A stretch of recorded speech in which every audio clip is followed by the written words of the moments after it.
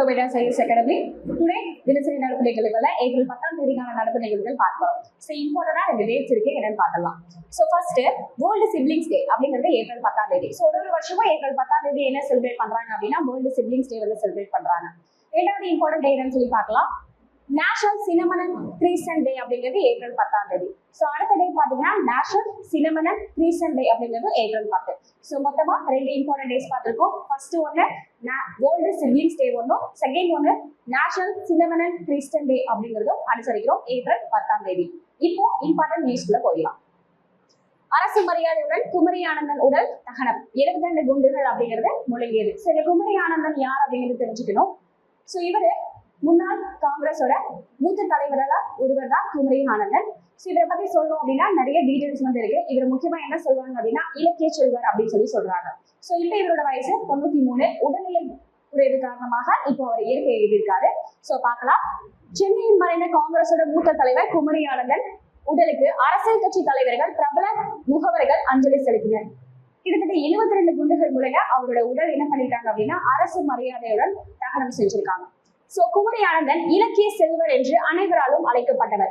வயது முதிர்வின் காரணமாக காங்கிரஸ்லிருந்து விலகி இருந்த குமரி ஆனந்தன் தற்போது வயது 93, உடல்நிலை குறைவு காரணமாக இயற்கை எழுதியுள்ளார். இவர் 1972ஆம் ஆண்டு எம்பியாக இருந்தபோது நாடாளுமன்றத்துல தமிழ்ல தான் பேச வேணும்னு சொல்லி ஒரு சர்ச்சையை ஏற்படுத்துறாரு. சோ அந்த சர்ச்சை நாளுல என்ன ஆகுது அப்படின்னா 1978ல அவர் ஏற்படுத்தின விஷயம் நாடாளுமன்றத்தில் முதலில் தமிழில் பேசியவர் குமரி ஆனந்தன் அப்படின்னு சொல்ல பெருமையும் அவருக்கு வாங்குறாரு. சோ குமரி ஆனந்தன் அப்படிங்கிறவங்க காங்கிரஸோட மூத்த தலைவர். அவருக்கு 93 வயசு ஆகுது. அவரோட உடல் 72 குண்டுகளோட அரசு மரியாதையோட தகனம் செஞ்சிருக்காங்க. அவர் என்ன கூப்பிடுவாங்க அப்படின்னா இலக்கிய செல்வர்னு சொல்லி கூப்பிடுறாங்க. 1977ல எம்பியா இருக்கும் போது நாடாளுமன்றத்துல தமிழ்ல பேசணும்னு சொல்லி சர்ச்சையை ஏற்படுத்துறாரு. சோ அதே சர்ச்சை 1978ல அவரே நாடாளுமன்றத்துல தமிழ்ல பேசுற மாதிரி பெருமையுடையவரா திகழ்றாரு. So next news. அமெரிக்கா விதித்த பரஸ்பர வரி அமலுக்கு வந்தது. சோ நம்மளுக்கு நல்லாவே தெரியும் இல்லையா. சோ அமெரிக்காவோட அதிபர் ட்ரம்ப் பதவியேற்றிலிருந்து அதிரடி உத்தரவுகளை பிறப்பிச்சுட்டு வராரு. சோ அதுல ஒரு முக்கியமான விஷயம் என்ன அப்படின்னா பல்வேறு நாடுகளுக்கு அவர் விதித்த வரிதான். சோ அதுல முக்கியமா பாதிக்கப்பட்ட நாடுல நம்மளோட இந்தியாவும் ஒண்ணு. கிட்டத்தட்ட இந்தியாவுக்கு மட்டும் பரஸ்பர நிதி மூலமா அமெரிக்கா 26% நிதியை என்ன பண்ணிருக்காங்க அப்படின்னா வரியை விதிச்சிருக்காங்க. சோ இந்திய பொருட்களுக்கு 26% வரி, சீன பொருட்களுக்கு ஏற்கனவே விதிக்கப்பட்ட 20% வரியில் இருந்து தற்போது 34% கூடுதலாகப்பட்டு சீனாவுக்காக மொத்தம் 54% வரி அப்படிங்கிறத அமெரிக்கா விதிச்சிருக்காங்க. சோ அதுக்கப்புறம் மடகாஸ்கர் மீது 47% வரையும், வியட்நாம் மீது 46% வரையும், தைவான் மீது 32% வரையும், தென்கொரியா மீது 25% வரையும், ஜப்பான் மீது 24% வரையும், ஐரோப்பிய கூட்டமைப்பின் மீது 20% வரையும் அமெரிக்கா விதிச்சது எல்லாருக்குமே தெரியும். ஆனா இப்ப இந்த அனைத்து வரிகளும் என்ன ஆயிடுச்சு அப்படின்னா அமலுக்கு வந்தது. சோ அந்த நியூஸ் தான் இப்ப நம்ம பாக்குறோம். இனி வரக்கூடிய நாட்கள்ல இந்தியாவோட பொருளாதாரம் கொஞ்சம் இறங்குறதுக்கு வாய்ப்புகள் இருக்கும். இப்ப அடுத்த நியூஸ்ல நம்ம அதை பார்ப்போம். சோ நெக்ஸ்ட் நியூஸ் போயிடலாம். 64,000 கோடியில் 26 ரஃபேல் போர் விமானங்கள். சோ நமக்கு நல்லாவே தெரியும் இல்லையா. சோ நம்ம ரஃபேல் போர் விமானங்கள் அப்படிங்கிறத ஒரு நாள்ல இருந்து வாங்குவோம். இப்போ 64,000 கோடி ரூபாய் மதிப்புள்ள 26 ரஃபேல் போர் விமானங்கள் யார்கிட்ட இருந்து வாங்கியிருக்கோன்றத பார்க்க போறோம். ஃபர்ஸ்ட் டிரான்ஸ்லாண்ட் டசால்ட் நிறுவனம் ரஃபேல் போர் விமானங்களை தயாரித்து வருகிறது. சர்வதேச அளவில் சிறந்த தர விமானங்களை வாங்க உலக நாடுகள் ஆர்வம் காட்டி வருகிறது. அதுல இந்தியாவும் இந்த விமானங்களை கொள்முதல் செய்து வருகிறது. கிட்டத்தட்ட 64,000 கோடியில் கடற்படை வலையை சேர்ந்த 26 ரஃபேல் போர் விமானங்கள் வாங்குவதற்காக மத்திய அரசு ஒப்புதல் வழங்கி இருக்காங்க. சோ இந்த ஒப்பந்தம் போடப்பட்ட 5 ஆண்டுகளுக்குள் இந்த விமானங்களை இந்தியாவுக்கு வழங்குவது தொடங்கும் அப்படின்னு சொல்லி அரசு வட்டாரங்கள் தெரிவிக்கின்றனர். இந்தியாவின் விமானம் தாங்கி போர்க்கப்பல் INS, இது நமக்கு நல்லாவே தெரியும். சோ INS விக்ராந்தில் பயன்படுத்தப்படும் இவை இந்திய கடற்படையை மேலும் வலுப்படுத்தும் என கடற்படை வட்டாரங்கள் தெரிவிக்கின்றனர். அந்த வகையில் பிரான்ஸ் கடற்படையுடன் இணைந்து இந்தியாவிலேயே ஏற்கனவே 6 ஸ்கார்பியன் வகை நீர்மூழ்கி கப்பல்கள் தயாரிக்கப்பட்டது குறிப்பிடத்தக்கது. சோ ஆல்ரெடி நம்ம பிரான்ஸ் கிட்ட 6 ஸ்கார்பியன் ரக கடற்படை கப்பல்கள் நம்ம வாங்கியிருக்கோம். ஸோ இப்போ நம்ம 26 ரஃபேல் போர் விமானங்களும் யார்கிட்ட தான் பர்ச்சேஸ் பண்ண போறோம் அப்படின்னா பிரான்ஸ் கிட்ட தான் பர்ச்சேஸ் பண்ண போறோம். அதுக்கான தொகை தான் 64,000 கோடி அப்படிங்கிறது. ஸோ இந்த 64,000 கோடி ரூபாயில நம்ம எத்தனை ஆண்டுகளுக்கு அவங்க கிட்ட ஒப்பந்தம் போட்டிருக்கோம் அப்படின்னா 5 ஆண்டுகளுக்குள் அந்த 26 ரஃபேல் போர் விமானங்களும் யார்கிட்ட வரணும் அப்படின்னா இந்தியாவுக்கு வந்து சேரணும். ஸோ அதுல விமானம் தாங்கி போர் கப்பல்ல பெஸ்ட் என்ன சொல்லுவோம் அப்படின்னா INS விக்ராந்த்னு சொல்லுவோம். ஸோ அந்த INS விக்ராந்த் தான் என்ன பண்ண போகுது அப்படின்னா இந்த போர் விமானங்களை இந்தியாவுக்கு எடுத்து வர போகிறது. ஆல்ரெடி நம்ம பிரான்ஸ் கிட்ட இருந்து இந்த மாதிரி ஒப்பந்தம் மேற்கொண்டு 6 ஸ்கார்பியன் ரக போர் கப்பல்களை வாங்கியிருக்கோம் அப்படிங்கிறதையும் மென்ஷன் பண்ணியிருக்காங்க. ஸோ நெக்ஸ்ட்,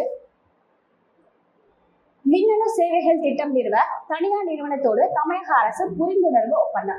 ஸோ என்னென்ன மின்னணு சேவைகள் இருக்கு, நம்ம தமிழ்நாடு கவர்மெண்ட் என்னென்ன திட்டங்கள் போட்டிருக்காங்க அப்படின்றத பார்க்கலாம். ஸோ தமிழ்நாடு இளைஞர்களுக்கு அதிக எண்ணிக்கையிலான வேலை வாய்ப்புகளை உருவாக்கவும் 2030 தமிழ்நாட்டில் பொருளாதாரம் சுமார் 76 லட்சம் கோடி அளவிற்கு வருவதற்கு தேவையான முதலீடுகளை எழுப்பதற்கும் தமிழ்நாடு அரசு பல்வேறு சிறப்பாக முன்னெடுப்புகளை செய்து வருகிறது. இதில் தமிழ்நாடு தொழில் வழிகாட்டி நிறுவனமானது டிக்சன் டெக்னாலஜிஸ் நிறுவனத்திற்கும் இடையே சென்னை தலைமைச் செயலகத்தில் முதலமைச்சர் மு க ஸ்டாலின் நேற்று ஒப்பந்தம் மேற்கொள்ளப்பட்டது. இதில் 5,000 கோடி ரூபாயில்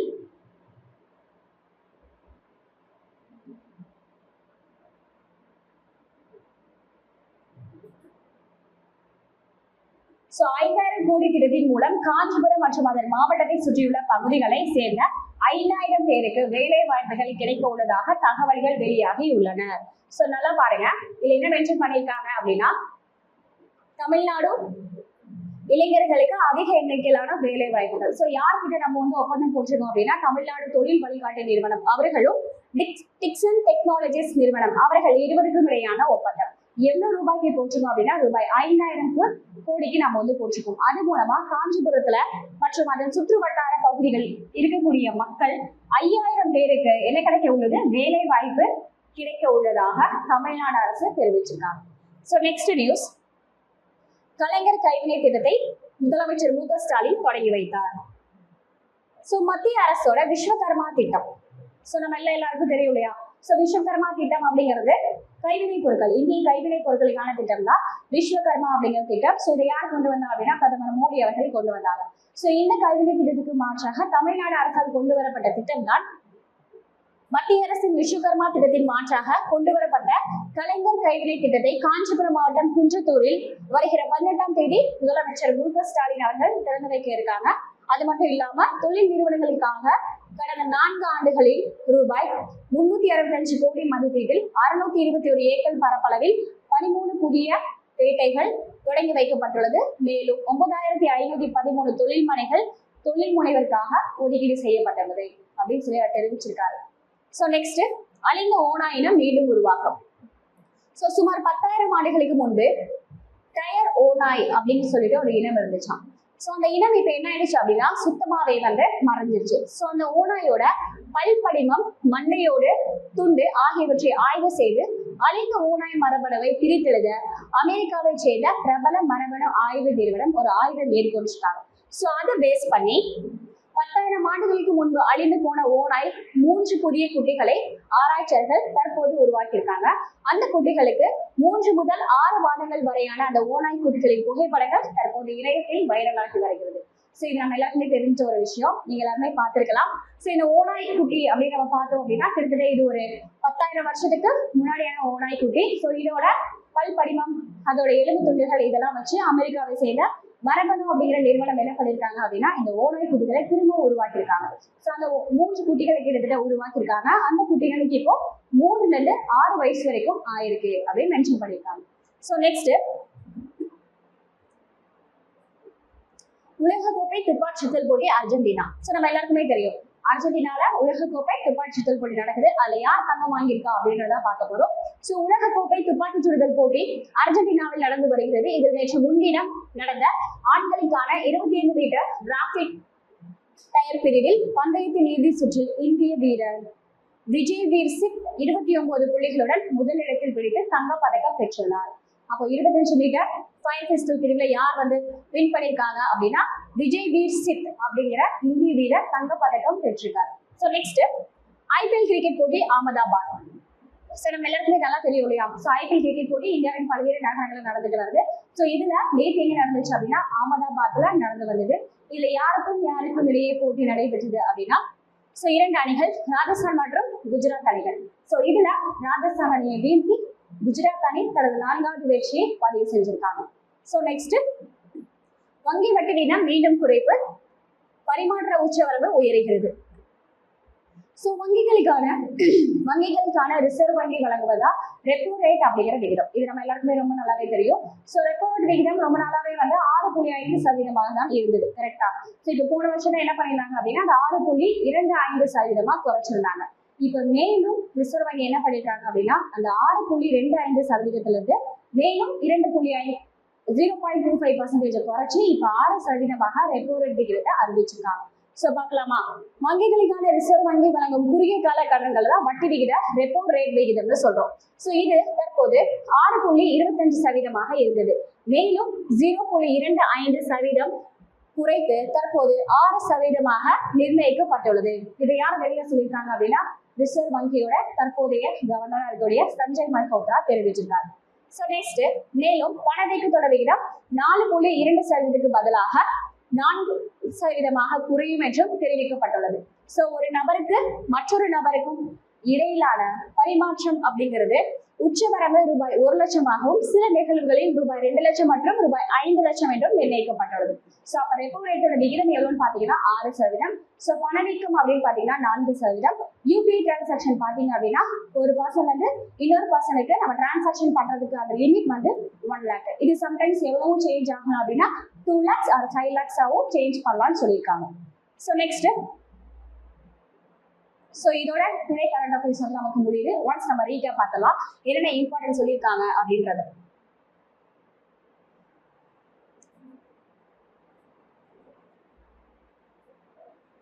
ஸோ ஃபர்ஸ்ட், வேர்ல்டு சிப்லிங்ஸ் டே அப்படிங்கிறது ஏப்ரல் 10ஆம் தேதி. அதே மாதிரி நேஷனல் சின்னமனல் கிறிஸ்டன் டே அப்படிங்கிறதும் ஏப்ரல் 10ஆம் தேதி. அரசு மரியாதையுடன் குமரி ஆனந்தன் உடல் தகனம்.